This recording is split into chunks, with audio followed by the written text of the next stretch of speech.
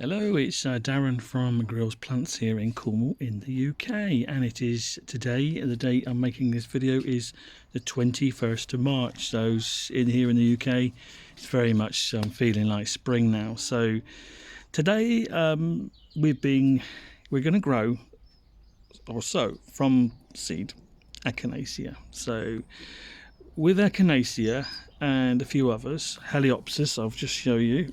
I've already done the heliopsis. These were in this bag. So I put them, what they do is they need cold stratification. In an ideal scenario, you're going to get more germination success. What is cold stratification? So you need, what we tend to do is have like this, seal bag with a zip on it.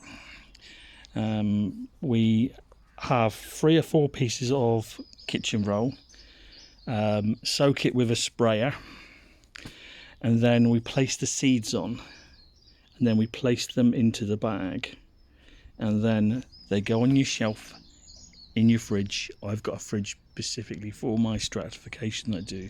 So, and then you're going to leave it in there for a minimum of 20 days.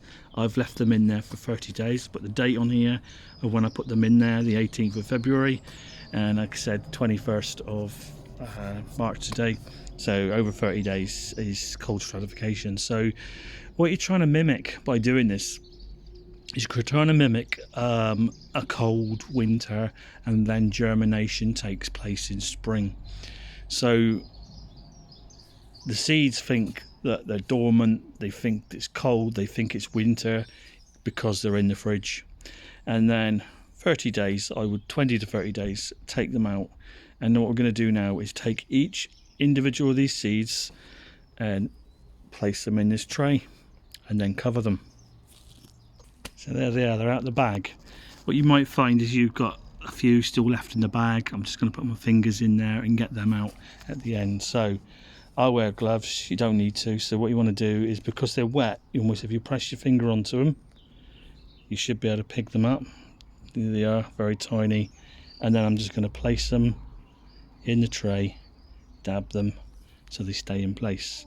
So I'm going to continue that right the way through with these seeds.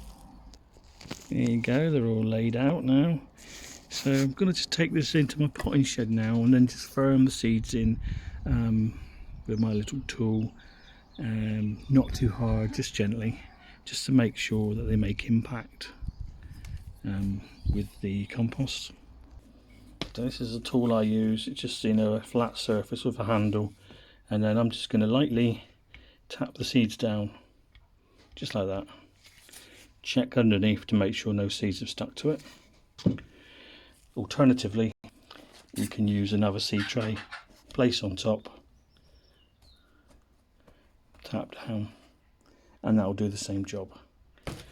Next, we're just going to cover. They talk about ½ an inch coverage. I do slightly less than that, if I'm being honest.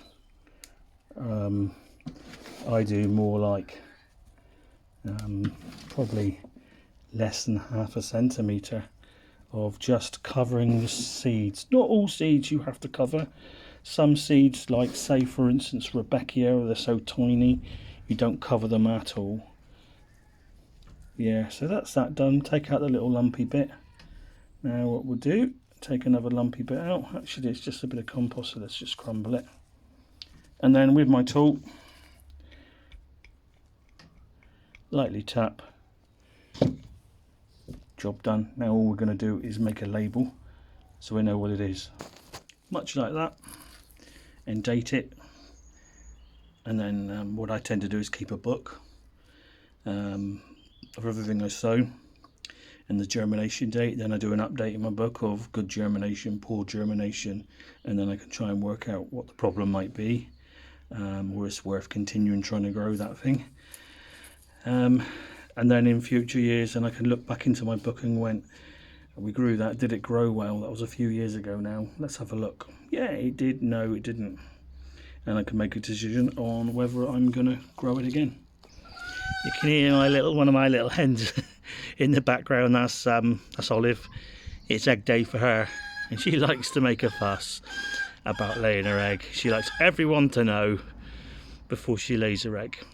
So what I've done now is I brought it back outside, and I've got this old tin tray, which is like a baking tin, disposable baking tin. I've basically balanced it over that, and then I'm just going to top this up with water down the side. Now I'm going to come back in 5 minutes. That's how I water seeds, because by watering seeds this way, the water is coming from the bottom up and it's not going to displace the seeds, and then they're not going to go deeper or wash away to the places next to another seed. So obviously when they're up, we put a lid on it, and then what we do is we take the lid off when we've got all seedlings, virtually all seedlings up. So here we are in the greenhouse. It's about nearly 10 o'clock in the morning. The doors are open. It's 21st of March, as I said. Currently the temperature is reading 20 degrees. So what I'm going to do is, to keep the moisture in, I'm going to use a lid, which I would suggest like that. Okay. As I said, once the seedlings are up, then I would remove the lid. If you haven't got a greenhouse, you could do this in the conservatory, in a sunny windowsill. Doesn't, you know, not having a greenhouse is not going to stop you growing a few things. Just give you show you something else. This is Aster China. As you can see, I've got all my little seedlings up, so they've gone down a shelf now, and the lid is now off, and then they'll grow away nicely before then. And then I've just got to wait, I suppose, and when they've got nice good sets of adult leaves, and we'll repot them into pots. So that's it for this video on cold stratification and growing things like Echinacea. We do it with other things as well. You can do it with Echinacea as another one you can do cold stratification with. You tend to get a better success rate with germination if you cold stratify certain seeds. Use Google, that'll probably tell you if you need to cold stratify seeds, and this is how you do it. So yeah, hit the like button if you want. Any comments you make, I'll do my best to come back to you and answer any questions you may have, and obviously subscribe if you feel you can.